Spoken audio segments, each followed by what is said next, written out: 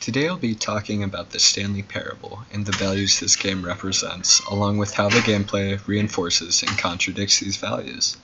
The Stanley Parable was published and developed by Galactic Cafe, and is often described as a walking simulator, as your only input comes from where you choose to go.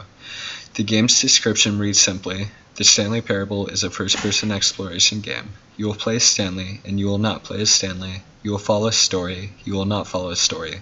You will have a choice, you will have no choice. The game will end, the game will never end. In the game, like it said in the description, you play as Stanley, who loves his job, in which inputs appear on the screen in front of him, and he pushes the buttons for hours on end.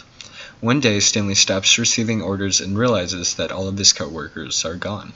Following the narrator's preemptive instructions, you eventually find that you were being monitored and your emotions were being controlled by the mind control facility.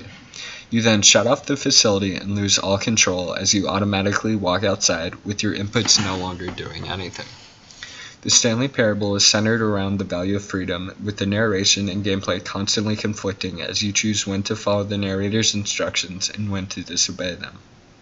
Varying levels of autonomy result in varying endings, with 22 in total.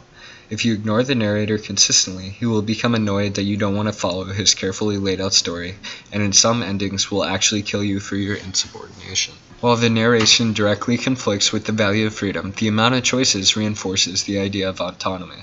You can jump to your death, you can enter a broom closet and not move for a few minutes, and the narrator will berate you for being an idiot who isn't doing anything besides sitting in a broom closet.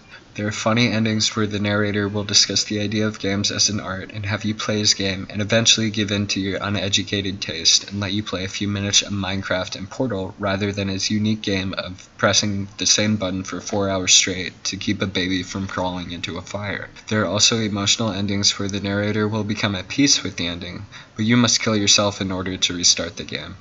There's also an ending where you're forced to push buttons, transforming your home and your loving wife into your office with every input until you die, working for no real purpose. There's even an ending where you choose to never leave your office, and after mocking your cowardliness, the narrator reluctantly gives up and abandons you. The Stanley Parable is so unique not just because of its choices, but how the game focuses solely on these choices. You can't sprint, you can't jump.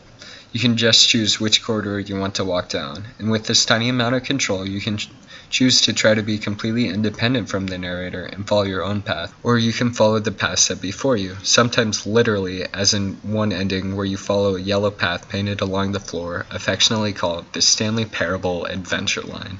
Even with the narrator and gameplay being so restricting, whichever way you go, you're making your own path and finding your own story, whether it's the intended one or not.